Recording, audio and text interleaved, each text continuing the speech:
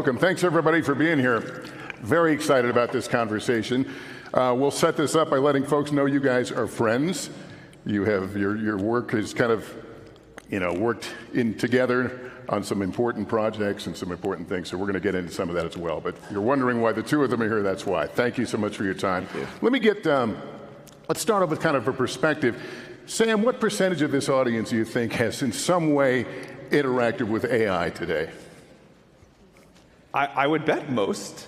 I'm not going to hold you to it, by the way. In the 90s. And most of us don't know where it's affecting our lives.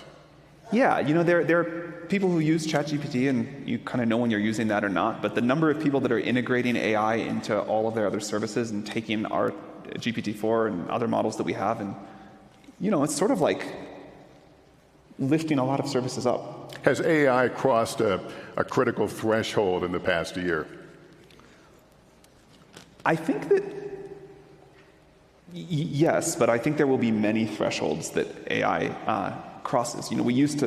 Brian actually gave me great advice about this. We used to talk about we're going to get to this moment of AGI, and it was this very ill-defined term, and I think it never made sense to think about it that way in the first place, but we used to.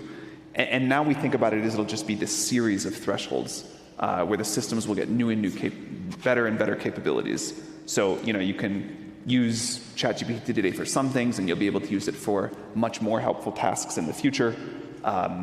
Maybe today there are things like, like for example, one of our partners, Color Health, is now using GPT-4 for cancer screening and treatment plans, and that's great. And then maybe a future version will help discover cures for cancer. So I think of it as successive thresholds, but definitely the fact that we can talk to computers in natural language and have them understand us and help us, that's certainly been a threshold. I want to talk about some things that we've seen in the news lately and get your reaction to it. At times you have both made friends and enemies fairly quickly. You struck a big deal with Apple recently. Elon Musk was upset and said he wouldn't allow Apple products at his companies. Did you see that reaction coming? Well, I saw it happen, but no, I didn't. I didn't. I sort of doubt it will actually happen, but I didn't predict that. Does it represent something that's happening on the outskirts of open AI in terms of reaction from other tech companies? No, I think that's just like an Elon reaction. And Brian, let me turn to you. Airbnb recently picked up an AI startup. Are we at a point now that every tech company is going to have a piece of this action, a partnership, or its own development plans? Yeah, I think that just like now every company almost in the world is on the internet, AI is just going to be completely embedded in everything that we do. And I think that one of the things that's incredible about Sam is, like Sam used to say, if you want to be a great entrepreneur, you have to be right about one big thing in your career. And I think that Sam was right about one of the biggest things in the history of tech, because this is going to be something that's going to affect people's lives more than any technology that we've ever seen in the past. But I think a lot of the conversation, we're talking about AI as this existential, enigmatic thing. And I think one of the things we're missing is just talking about the practical ways that people can benefit their lives. So I can just give you an example of Airbnb, but Sam has a lot of examples. So today, Airbnb is a way you type in a city, and you find a home, and you book a home, and that's Airbnb, and that's pretty much the way that the internet's worked for the last 20 years. But imagine in the future systems that understand you better. That's the real promise, a computer that can understand you. They're going to ask you, well, who are you, Lester? What are your hopes? What are your dreams? Where do you want to travel? What do you one day want to do with your life? And then it could actually understand you and be more of a matchmaker, really understand you and match you to people, communities, services, experiences, anything you want to be able to travel and live anywhere in the world. And that's kind of how I think Airbnb can use, but I think almost every industry can get remade with AI, and I think they can participate. But the stakes are higher here than, what you talk about is largely aspirational, but with AI, you're looking at some real fears that I think we all here understand. So what does that mean in terms of the people who are running this? Most of us are just passengers on this bus. are watching you guys, do these incredible things, talk about it being compared to the Manhattan Project and wondering where is this going and wondering who are the people behind it? Can we trust these people? So talk, if you can, about the moral responsibility and for all of us to know these people, know people like you who are making these changes. Yeah, I mean, I can share. I met Sam in 2008. And when I came to Silicon Valley, the word technology might as well have been like a dictionary definition for the word good. I mean, Facebook's a way to share photos of your friends. YouTube was like cat videos. Twitter was like talking about like what you're doing today. And I think there was this general innocence. And I think over time, what we realize is when you take a tool, and I think technology is a tool. Steve Jobs, one of the things he said is he put a handle in the back of every computer because he said, never trust a computer you can't throw out the window. He said, these are tools. And we're meant to dominate them. They don't dominate us. And I think one of the things that happen, though, is when you put a tool in the hands of hundreds of millions of people, they're going to use it for ways you didn't intend. And I think we are much more sober and realistic in this new generation because I think we learned a lot of the lessons of the last generation. We learned about how technology can be used mostly for good, but there's always unintended consequences. And so I think this time, one of the things I've seen Sam do is he's been very cautious, not Pollyannish at all, about where this technology is going, and really telling governments there actually is a need for regulation. Sam, I want to get your take and give you a chance to talk about your firing. You were fired from your own company. Why? Let me first touch on something that Brian said with your earlier question, and then I will be very happy to talk about that. This is going to be a huge change in society. I think, unlike other technological trends, we're aware. Even if today we're like, okay, ChatGPT is this like very helpful tool, and it's, once I use it, I'm not scared of it. There is a sense of super understandable anxiety about where this is going to go. What does it mean if these tools keep getting more capable at the rate they've been getting capable at? And there's tons of wonderful things, and we could talk about those all day. But there is this, what is the future going to look like? Even if we solve every safety problem, even if we solve every misuse problem, even if we figure out the perfect regulatory regime, like what are our lives going to be like when it's not just like the computer understands us and gets to know us and helps us and do these things, but we can say like, hey computer, like discover all of physics. And it can go off and do that. What does it mean when we can say like, hey, start and run a great company? It can go off and do that. So that's a big change. That's a lot of trust that we have to earn to be some of the stewards. There will be many other people working on this, of this technology. And we're proud of our track record. I think if you look at the systems that we've put out and the time and care we've taken, we've been able to get them to a level of generally accepted robustness and safety that is well beyond what people thought we were going to be able to do when we got to these initial systems a few years ago. Like when you looked at GPT-2 or GPT-3 and said, are we going to be able to make this safe enough to use? A lot of people thought no. But there's this thing, the future is like looming large, and we've got to continue to earn the trust with what we do, the systems we put in the world, and how we have legitimate decision-making over these systems, how we broadly empower people with them, how we continue to promote stability in the world in the face of all of this change. And it makes people very anxious. And the whole board firing me and coming back thing, I mean, Brian was an enormous help during that. It was obviously a super painful experience, but I do understand why anxiety levels are so high. And I think the previous board members, they're nervous about the continued development of AI, had whatever feelings they had about me and how we were doing things. And although I super strongly disagree with what they think, things they've said since, how they acted, I think they're fundamentally good people who are nervous about the future and trying to figure out how we get to a good outcome. I'm super excited with the new board. They're extremely constructive and helpful and experienced and strong, and it's been a very productive thing since then. But that was a horrible experience to go through, not not during the moment where it was just like, this is a crazy thing, let's figure out how to undo it. And Brian was like unbelievably helpful. But then the period after that, where I just had to like kind of pick up the pieces in this like state of emotional shock, that was really bad. You were trying to pick up the pieces. You were picking up the phone, Brian. Yes. Explain that. Well, I remember, so maybe just to go back in time, when ChatGPT launched, it launched in late November 2022. It was a phenomenon unlike anything we'd seen probably since the launch of the iPhone. I have no recollection of anything. And we knew overnight everything was going to change. And I remember meeting with Sam, and I said, you know, I've been through a little bit of this rocket ship before, and I'm not going to advise you on the core research of AI, but when it comes to like marketing and like stakeholder management and PR and like design and product and everything that's not that, you're going to go on a rocket ship. And I'm only where I am today because people believed in me and people helped me. And one of the great things about Silicon Valley is it's a high trust place where people will help. So I just wanted to be helpful to him.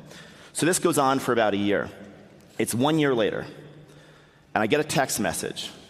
And it's actually from somebody else saying Sam was fired from OpenAI. I was like, fired? And I immediately texted him. And I think his text back to me like was 5 minutes later. He had just found out he was fired. And he said, so brutal. And I go, what happened? So we get on the phone, and he doesn't know what happened. It wasn't fully explained to him.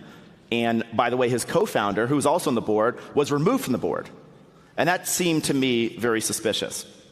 So I got on the phone with him and Greg, and I felt really comfortable with the circumstances that this was not a fair process. And I think there should always be a fair process, but especially if they're founders, because they're very, very difficult to replace. And what I noticed in those first 24 hours was not a lot of people sticking up for Sam. And I, in my darkest times, in my crisis, have had people stick up for me. And that's what I wanted to do for Sam. And we talked through things, and I said, I think the most important thing for you to do is just be completely transparent internally and externally with what you know and what's happening. But the most remarkable thing, and the thing that made me really want to defend him, was, you learn a lot about people in a crisis. If you really want to know what someone's like, see them in a crisis. And at no point in the 5 days this went down did Sam ever, even for a second, focus on self-preservation. He was completely, I was like, why aren't you sticking up for you? Like, why don't you care more about yourself? That's what I was saying to him. Like, somebody's got to stick up for you. You're not even sticking up for yourself. And he just was so focused on the team and what was best for the team. And I think that's what really made me, so vociferously focused on helping. I want to turn, Sam, if I can turn to some of the bad publicity you've received lately, including the dust up over the voice of Sky. One thing that could help clear up the concern over the similarity of Sky's voice to Scarlett Johansson would be to hear from the actor who you say was hired to be the voice of Sky. Is that something that you will do? Certainly if she wants to. I mean, I know she's made statements through her agent, but I don't know where, anything she wants to do would certainly be fine with us. The whole thing opens up certainly a larger question of what do we own in an AI world? Do we have control over our likenesses? We're seeing, deep fake porn right now. People's, heads being swapped. These are harmful on an individual level. How, and I know it's not unique to OpenAI, but how is the industry going to respond to this? We think the industry needs to take a super strong stance on that. We obviously do, and there are other issues related to how this technology is being used to harm people that we think the industry needs to take a very strong stance on. We've tried to be not only very loud in our calls for regulation to prevent some of these misuses, which I think is happening, but also to set a really good example in the products and services we offer and hold ourselves to a very high bar. But were these things inevitable? You clearly saw the risk coming as this technology was maturing. Like deepfakes and stuff? Deepfakes, yeah, face swapping. Yeah. It was inevitable that the technology was going to be capable of that. And so, of course, there are going to be systems out there that allow that. But that's where I think we, society and governments, have a role to say, we'll allow some use cases of technology we're not comfortable with, But in some places, we are going to draw a line. And face-swapping deep-fake revenge porn is a great place to draw a line. We're nearing a presidential election, as you know. We're seeing some of the deep fakes already happening. There's been talk about this for years, that this would be a very difficult election. What are your thoughts as you begin to see this stuff to emerge, and in terms of your responsibility, your industry's responsibility, to make sure that we're not being overwhelmed by disinformation? Yeah, so this will be, I think, the first election where there's not just the US, many other elections this year where AI is like a major technological element. Provenance is really important, accurate polling information, and avoiding some of the issues we've seen with previous technological platforms and other election cycles, and preventing things like deepfakes. I think those are three top-of-mind issues for us in this election cycle. I'll also add that there may be other things, ways people try to misuse this that we're not aware of yet. So we have like a whole monitoring efforts set up, and I think we'll need a very tight feedback loop as we get closer to the election to see if there's additional areas where people are trying to abuse the technology. And while we're on the topic of the election, Brian, I'll let you start. What do you think will be the impact on your individual businesses in terms of the outcome of this election? Hard to say. I mean, Airbnb is kind of more of a city-by-city, state-by-state thing, so the changes in federal administrations have not historically had a huge impact on us, and we're, of course, in 220 countries, so we're a pretty resilient business. I mean, one of the things we saw during the pandemic is when one part of our business changes, it adapts to some other part. So I don't anticipate a really big change based on who's elected. How about you, Sam? I do expect some big impact based off of who's elected, but I don't know I don't know what it'll be. It does seem to me like AI is going to be an increasingly important geopolitical priority in the world. But hard for me to say exactly how it's going to go. One of the things that I've really valued about Brian, so Brian kind of like undersold when he mentioned earlier in that first year, kind of like what he's done to help. But when ChatGPT started taking off and everything just went crazy for me, a lot of people reach out and say, oh, I'd love to help you. I can do this. I can do that. And, I think they mean it when they say it, but everybody's just busy. Brian was like the person who would just sit down with me for like 3 hours every other week and like give me a list and say, here's the 5 things you got to do now. Here's where you're behind. Here's what you're screwing up. Here's what you got to proactively do. Here's what you got to think about. And it's basically like almost always right. And I learned to just always shut up and follow the advice. One of the things that Brian started saying more recently is that you're probably not thinking enough about politics and policy and what that's going to mean for how the world thinks about AI. And here's the people you need to hire. Here's what it means to map this out and think about a strategy here. Here's what you should do and definitely not do. And that's been like super helpful. And I do think for our business, it's going to be really important. And I think one of the things, Lester, is that I remember coming to Silicon Valley, we didn't think these platforms would have the impact on society that we now know they have. And so I think the mindset that Sam has, and even the questions you're asking him, probably weren't asked of tech leaders 15 years ago. I think the whole industry's changed. The whole conversation is like Sam has built out much more of a team much earlier than the big tech companies would have around policy and stakeholder management. I want to ask about one of the things we've learned in your research in developing ChatGPT and others is the requirement of data to train up these modules. It's an insatiable appetite as it appears. Has it changed how you view what is fair use and whose material, copyrighted material, you can use? First of all, I don't think we know yet what the future of how these models get smart is going to look like. Is it that we just need more and more data forever? Doesn't feel to me like likely to be right. If you think about what a human can learn from reading one textbook, it's very different than what it takes these AI models for now.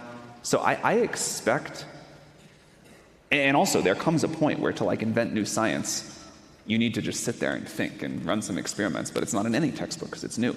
So I expect that the future of how we think about training data and what it takes to make these models really capable. Is it going to be a roadblock, though, in the development of these products? That's what I was trying to say.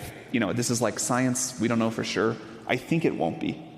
Now, that said, the issue of like fair use and how to think about how people who create data, create knowledge, create wonderful books, I think, although like from a legal perspective, we're confident in our fair use position, now that we see where this may evolve, we need to figure out new economic models where the whole world gets to participate. And I think this goes beyond just people who have data that we train on, but also, and we've found many different ways to license it and do different things, but also the people that provide the feedback to the models, the people who like go off and create great real-time news that maybe the model doesn't train on, but you want to display it at the time, and that there's a lot of work that goes into that.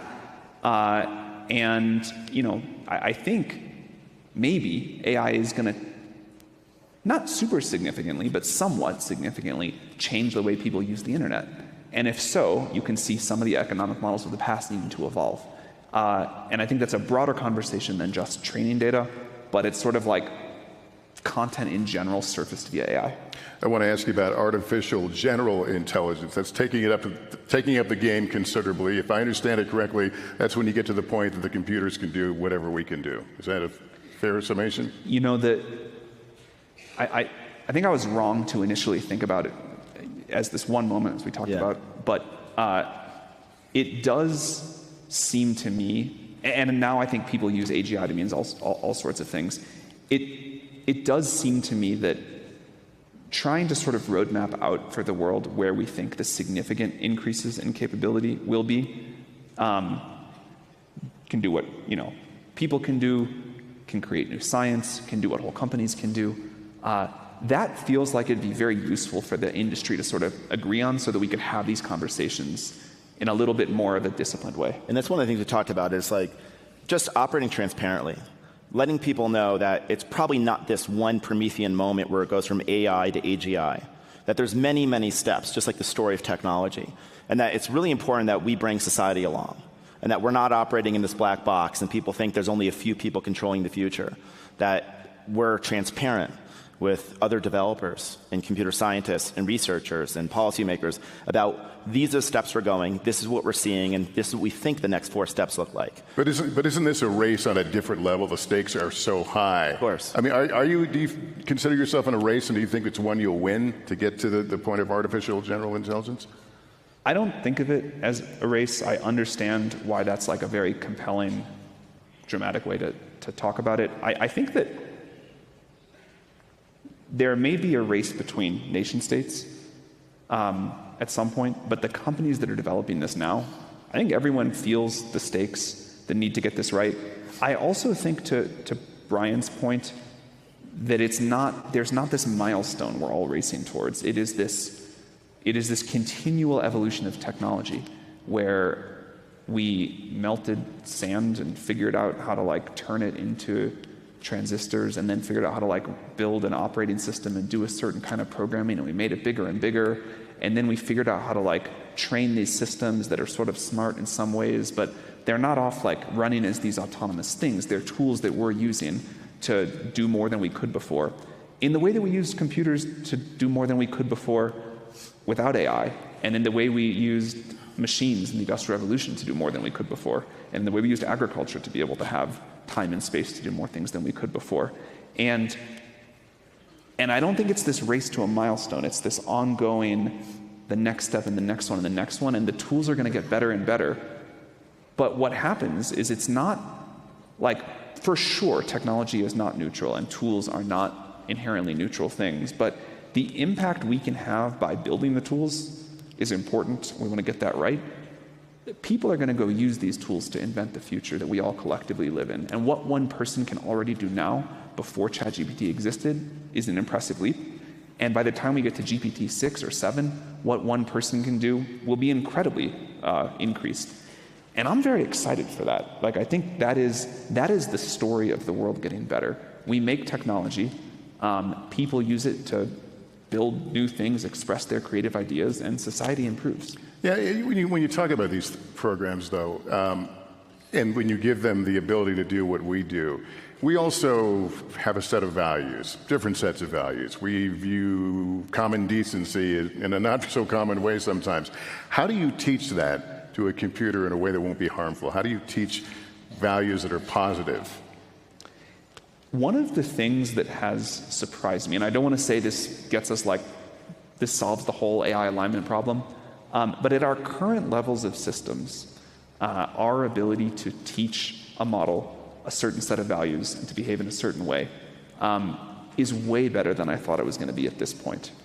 Now there's a harder question, which is who gets to decide what those values are, who gets to decide what the defaults are, how much an individual user can sort of customize them within those broad bounds. And as an early step there, we put out this thing maybe a month or two ago called the spec, where we tried to say, here is our desired model behavior. Here are the values we want our model to follow. And that way people can at least tell if it's a bug or intentional when it does something that they don't like. And over time, society can debate what those values are, and we can adapt to it. So I'm very heartened by our technical progress on this topic. But man, writing that set of values or getting society to debate and agree on what those set of values should be, that's a much harder challenge. And Brian, as you've talked about, you've given Sam advice from time to time. I read somewhere, I don't have the exact quote in front of me, at least I can't find it right now, but the notion of go for it and figure it out later. I don't know. What is the quote? It's the idea that you have believed that you need to go for it when it comes to this kind of research. Are there brakes that should be put on? Well, yeah, I mean, I think if you imagine you're in a car, the faster the car goes, the more you need to look ahead in front of you and you need to anticipate the corners. And I think that we acknowledge that this technology is so powerful that I think this is why we're like being so thoughtful. I mean, people really are agonizing over how to treat these systems, and I do not remember us doing this in 2007, 2008. So I do think it's a very, very different time. I mean, one of the things that like Sam and I talked about was bring other stakeholders in early. And one of the things we did last year was we went on a tour around the world, meeting with people. It was mostly, I think, a way to get feedback from people, educate people, and really get feedback. So I think the key point, Lester, is we never go so fast that we leave society behind. That we only go as fast as to bring everyone along. And I think that if everyone here could feel like they could participate and they could have their input into it, then I don't really think there's a huge thing to fear. I think the thing to fear is something we don't understand or we're left out of, and something that runs away from us that we can't control. And so that's the future we don't want to live in. Also, it's quite interesting. If you say the word AI, it can be scary. You say ChatGPT, it doesn't sound as scary because it's a very tangible tool. So I think we need to also just focus on like that which is in front of us and how can we help people. There's a lot of problems right now. And OpenAI, I mean, it can lead to a lot of scientific research and discovery. ChatGPT can be an incredible tool for artists. You know, with Airbnb, we think it can really bring people together. We're living in this huge epidemic of loneliness. We can use this to help bring people together. At the end of the day, it's not the technology, it's the people with the technology. It always comes down to the people, their values, and are they good people? The way I sort of think about this is we need to learn how to make safe technology. We need to figure out how to build safe products, and that includes like an ongoing dialogue with society about, hey, this has this impact I didn't expect or don't want, and also you're not letting me do this thing that's really important for this reason you didn't understand. So the way that we talk to the broader world and the people that use and impacted by our products and let them reflect what they want. And then also like a safe operating plan, which is we get better and better at predicting capabilities. Research is, of course, an open question. You don't always know where it's going to go, but before we start training a new model, we'd like to be able to say, here are the dangerous capabilities that we think could happen. We have a preparedness framework to test them. Sometimes this takes a very long time. With GPT-4, for example, we had about 8 months between when we finished training and when we released it, including lots of like external consultation and red teaming. Future models may take even longer, but it is very important to get the feedback from society. One thing that I don't think is good is to let a huge capability overhang build up, and then we haven't had that feedback loop with society. So we do need to figure out how to balance that, but yeah, you know, taking the time to get it right is very important. Are you ever inclined, or you think you'd ever be inclined to back up, to see the future and find it is maybe as scary as some people have suggested? Are you prepared to hit that moment where you have to take a step back, even as your competitors may want to move forward? For sure. There are things that we have built and chosen not to release or held back for long periods of time. There are plenty of other companies that would release things that we won't. We're not going to get every decision right, of course, and we also may at some point deploy something and need to take it back, but there'll also be things that we just don't deploy. You know, we talk about these scary images. Did it help when you compared where you are with AI with the Manhattan Project, the race to build an atomic weapon? Was that helpful for you as you try to make your case? I mean, we try to give a number of historical analogies because we think it is important. We may be wrong, we may be right, but it's important for us to tell society what we believe the level of importance of this technology is. There's no perfect historical analog for any new technology. So we can say there were some things about the Manhattan Project that are like what we're doing now. There's some things about the Apollo program. There are some things about the iPhone. There are some things about that iMac with the handle, which I also really loved. There are some things about the internet. There are some things about the Industrial Revolution. But what I think is important is to say, here are the parts where we can look to a historical analogy, and here are the parts where we can't. And the shape of this technology and kind of the decisions and the impact, it is fundamentally like a little bit different than anything I think we've I done think before. it's different than the Manhattan Project. It's not a race. It's not going to be done in secret. And I think nations can collaborate together, and there could be a transnational kind of group or body that could really kind of align to make sure we're all on the same page, which would be best for society and frankly probably best for entrepreneurs so they don't have to comply with like 200 different laws. We think that's super important to get some sort of global framework and cooperation. I think we're really going to need that. I think one of you mentioned the nation states. Is there a risk of nation states taking this technology and using them in a dangerous way? Or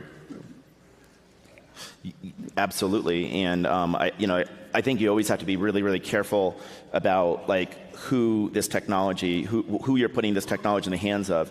And I think it goes back to like some of the things Sam's thinking about. Like one of the things I know they developed early on that they chose not to release is like voice cloning, right? There's technology already where you can basically like capture someone's voice, but obviously that would be very, very dangerous because obviously you can imagine how it could compromise elections and major security risk. So I think one of the things is just thinking about like who could these tools end up in the hands of, and therefore if you let the genie out of the bottle, could it get like too dangerous? And so be very thoughtful about it. Yeah, and Sam, according to one report, you speculated artificial and general intelligence could accrue as much wealth as $100 trillion. That's wealth that you said you would then redistribute. Was that an accurate quote, and do you want to expand on it? I think the sort of point I was trying to make was that I thought it could like double the world's GDP. Which feels like reasonable to me and certainly would be in line with other technological revolutions. Yeah, we do think this is just going to be a massive driver of productivity. And already at this early stage, seeing what people are doing with it to sort of vastly improve products and services. Do you understand how that would sound to a lot of people, though? For sure, of course. But I think like this is where historical analogs are helpful, and this is where it is helpful to look at the chart of world GDP over time. And if the world GDP can grow at 7% a year, which sounds hugely fast, but maybe with a technological shift like this is not that far away. I'm always bad at doing this in my head, but I think that's like only 10 years to double. So I think it is, I think it is worth taking the potential of this technology to do enormous good very seriously, and I think we can now see more of what that looks like as people are adopting the tools. Preview, if you will, for us ChatGPT 5. What will the leaps in technology be, and does it put you on a straighter path to where you want to be? Does it put us on a what path? I'm sorry? A what path? Does it put you on a straighter path in terms of your goals? So we don't know yet. We're optimistic, but we still have a lot of work to do on it. But but I expect it to be a significant leap forward. A lot of the things that GPT-4 gets wrong, can't do much in the way of reasoning, sometimes just sort of totally goes off the rails and like makes a dumb mistake, even like a 6-year-old would never make. I expect it to be much, much better in those ways, and to be able to be used for a much wider variety of more helpful tasks. And it does go off the rails sometimes. Is that a result to back where we were speaking about the lack of data or the shortage of data? I think it's many things together. We're still just like so early in developing such a complex system. There's data issues, there's algorithmic issues. The models are still quite small relative to what they will be someday, and we know they get predictably better. So I think it's more like there's many things that we need to go improve all of, and we're still just like so early in the technology. The first iPhone was still pretty buggy, but it was like good enough to be useful for people. Yeah, I think that I don't think things are going to change as much in the world in the next couple of years as people think. It's not linear. Things are going to change slowly and then probably all of a sudden. And I think everyone's still trying to figure out how to use this technology. If you take your phone and you look at your home screen and ask yourself, a year and a half after ChatGPT launched, how many apps are fundamentally different because of AI? And very few of them are fundamentally different. So I think we're still in this world where we're developing a lot of the computation with NVIDIA. Sam and team are developing the models. And a lot of the change in society is going to happen when people build on top of those models, the applications. And there's so many uses for it. I mean, one of the big use cases that we're talking about is scientific discovery. Think about what this can do to drug research, to some of the biggest kind of types of ills in society. There's a lot this can do with education. We think this can essentially give access to tutors to everyone around the world. Creative people. I know there's a lot of fear that artists can be replaced, but I think if artists participate, I went to design school, I think this is a technology that they can use. So I think we can go down the list, and I think there are going to be a lot of really exciting opportunities in the next 3 to 5 years. Where do you want to be in 5 years, Sam? Further along this same path. We'd like to... One of the most fun parts of the job is getting like tons of email every day from people who are using tools in these amazing ways. I, was able to diagnose this health problem that I'd had for years, and I couldn't figure it out and was making my life miserable, and I just typed my symptoms into ChatGPT, and I got this idea and went to see a doctor, and now I'm totally cured. Or I've been trying my whole life to learn these things and couldn't do it, and I got ChatGPT to be like a tutor for me. Or I'm like 3 times as productive as a developer, and I'm doing these amazing things, or I'm the scientist using it. And I love getting those things. I love how much people love ChatGPT. I really do. And 5 years from now, I just hope it's a lot more of that. I hope we have put this tool into the world that continues to delight people and let them do more and be their best at whatever they're doing.